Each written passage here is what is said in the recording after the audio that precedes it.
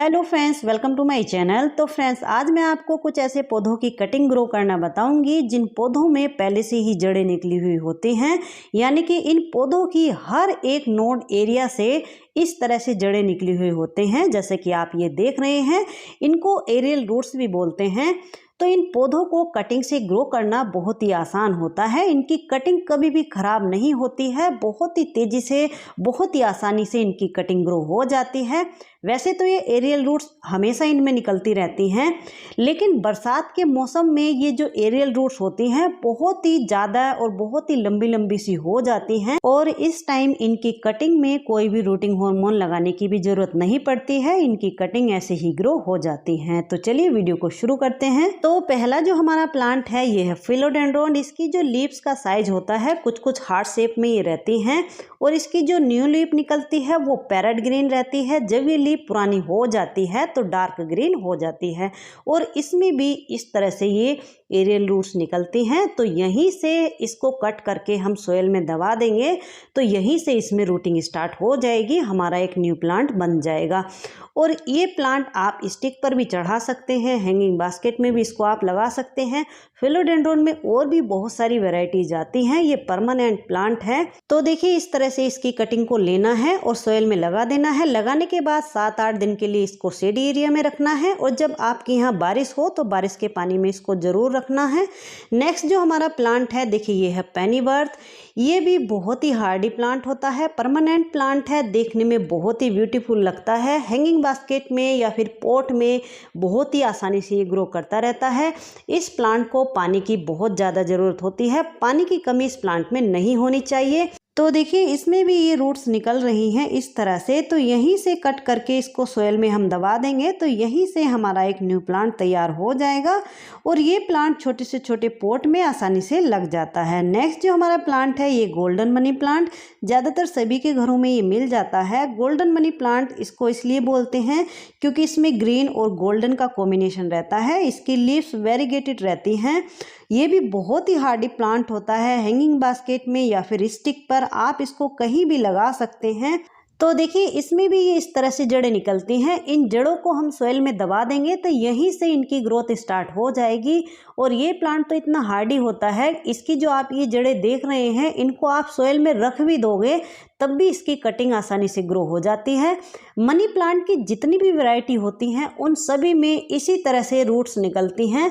तो उन सभी को आप इसी तरह से कट करके सोयल में दबा दीजिए, बहुत ही आसानी से ये कटिंग से ग्रो हो जाते हैं। नेक्स्ट है ये नियॉन पोथोस। ये भी मनी प्लांट की ही एक वैरायटी है। इसकी लीव्स का कलर डार्क पैरेट ग्रीन होता है और लीव्स का साइज थोड़ा सा छोटा होता है। इसको भी हैंगिंग बास्केट में स्टिक पर बहुत ही आसानी से लगाया जा सकता है। कटिंग से बहुत ही आसानी से ग्रो हो जाता है। केयर की इसकी बात की जाए तो इस प्लांट को डायरेक्ट सनलाइट में नहीं रखना है। जैसे हम मनी प्लांट को आउटडोर भी रख देते हैं, लेकिन इसको आउटडोर बिल्कुल भी नहीं रखना है। नेक्स्ट है ये मार्वल किंग पोथोस। ये भी मनी प्लांट की ही एक वैरायटी है। इसकी लीव्स जैसे पान की लीव्स होती हैं, कुछ इस तरह से दिखती हैं। इसके लीव्स में वाइट और ग्रीन का वेरिएशन रहता है।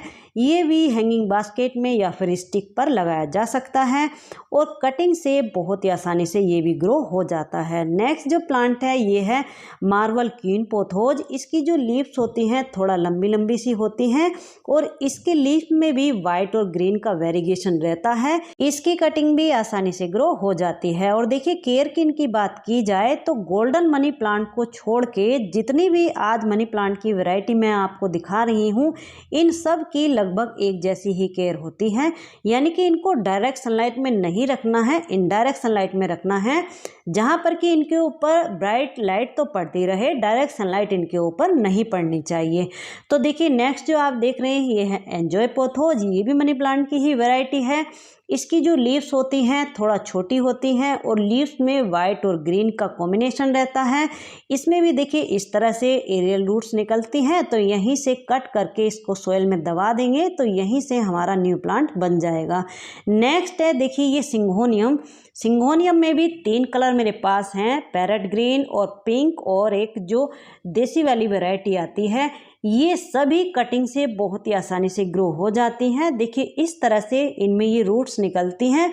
तो इनको यहीं से कट करके हम सोयल में दबा देंगे तो हमारा एक न्यू प्लांट तैयार हो जाएगा। नेक्स्ट है ये स्वीट पोटैटो वाइन। ये भी 2-3 कलर में आती है, पर्पल, नियॉन और एक इसमें वेरीगेटेड भी आता है। तो ये भी हैंगिंग बास्केट में या फिर पॉट में मिक्स एंड मैच करके इसको लगा दीजिए, बहुत ही सुंदर लगता है। और देखिए इसमें भी ये इस तरह से रूट्स निकलती हैं, तो यहीं से इसको सोइल में दबा दीजिए, यहीं से इसकी ग्रोथ स्टार्ट हो जाएगी। तो इसको भी आप इस टाइम कटिंग से ग्रो कीजिए। नेक्स्ट है ये टर्टल वाइन। ये हैंगिंग बास्केट के लिए बहुत ही अच्छा पौधा होता है। इसकी जो ब्रांचेज हैं जब नीचे को लटकती हैं तो देखने में बहुत ही ब्यूटीफुल लगती हैं, और ये सकुलेंट फैमिली से ही बिलोंग करता है, तो इसकी पानी की रिक्वायरमेंट कम होती है।